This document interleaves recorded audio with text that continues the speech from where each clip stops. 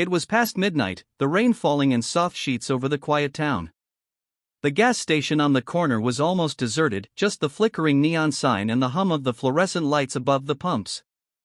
Inside the small convenience store, a man in his mid-30s stepped out, holding a cup of cheap black coffee.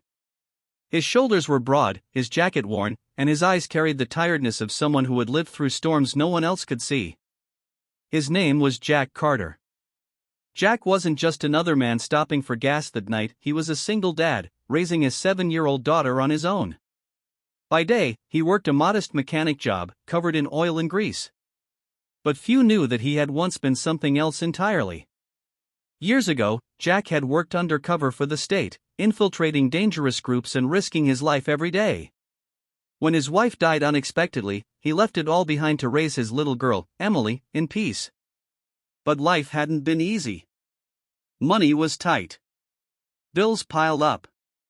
And though Jack kept his head down, the weight of responsibility sometimes pressed too hard. He told himself that as long as Emily was safe, he would endure. That night, though, Jack's routine was interrupted by something unusual. As he walked back toward his truck, he noticed a figure sitting by the gas station's side wall, knees pulled up, shoulders shaking. It was a young woman, maybe late 20s, her long brown hair sticking to her tear-stained face. She looked fragile, lost, and pregnant. Jack hesitated. He had learned to keep his distance from strangers. But something about the way she sat there, so vulnerable, clutching her belly as if trying to shield the tiny life inside, stirred something in him. He stepped closer. "You okay, miss?" he asked softly. She flinched, quickly wiping her eyes. "I'm fine. Please, just go." But Jack didn't move. He could see the fear in her eyes wasn't the kind that fades in a moment. It was deeper, like she was running from something. "You're not fine," Jack said, his voice steady.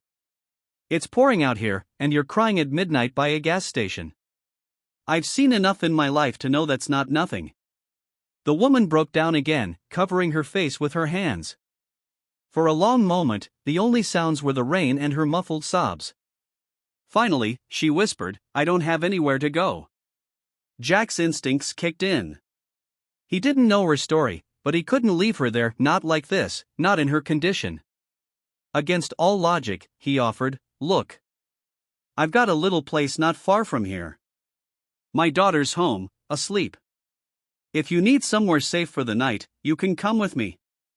No questions asked." The woman looked at him suspiciously, as though trying to measure his sincerity. She had been betrayed too many times to trust easily. But something about Jack, the way his eyes didn't wander, the calm strength in his voice, made her nod slowly. Her name was Lily. Jack brought her home that night. Emily woke up when she heard voices and immediately rushed into the living room. Instead of fear, Emily's big curious eyes lit up at the sight of Lily. "Hi. I'm Emily. Do you want some hot cocoa?" That small moment broke the ice. Lily managed a faint smile, and for the first time that night, her shoulders eased. Over the next days, Lily's story unraveled piece by piece. She had been engaged, but when she revealed her pregnancy, her fiancé showed his true colors. He tried to control her, even threatened to take her company from her, because what Jack didn't know was that Lily wasn't just another young woman. She was the CEO of a multi-million-dollar tech firm, one she had built from scratch. She had been hiding from the media and from people who wanted to use her vulnerability against her. But Lily never told Jack that, not yet.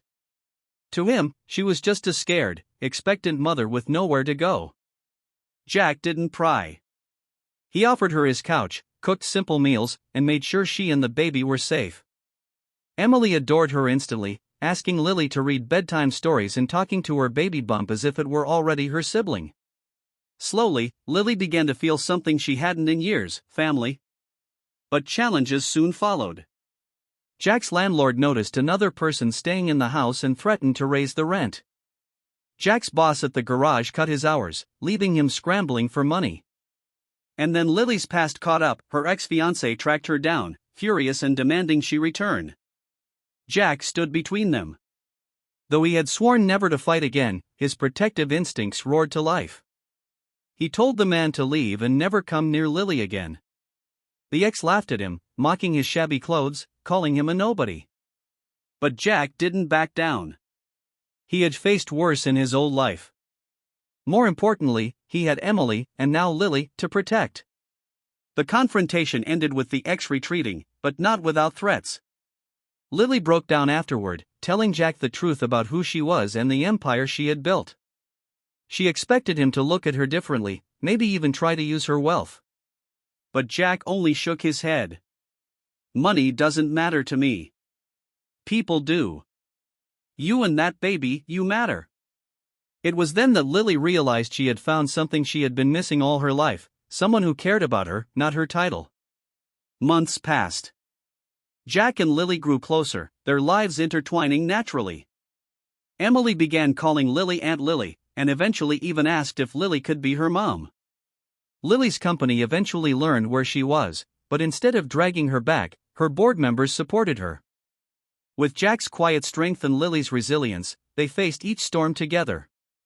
And when the day finally came, when Lily gave birth, Jack was right there in the hospital, holding her hand. Emily pressed her face against the nursery glass, grinning as she looked at her new baby brother.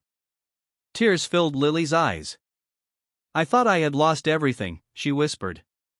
"But then I met you." Jack squeezed her hand gently. "Sometimes life takes everything away, just to give us back what we really need." The story of Jack and Lily isn't just about love, it's about second chances, about family forming in the most unexpected places. It's about a single dad who thought he was broken, and a CEO who thought she was alone, finding healing in each other. And maybe it's about something bigger, too, that kindness can change everything. A simple choice to stop at a gas station, to help a crying stranger, turned into a new beginning for them all. Sparkle's message for viewers. Sparkles. If this story touched your heart, let us know in the comments. Have you ever experienced kindness from a stranger that changed your life? Or maybe you've been the one to offer it? Your story might inspire someone else today. And don't forget, subscribe to Be Kind Always for more stories like this.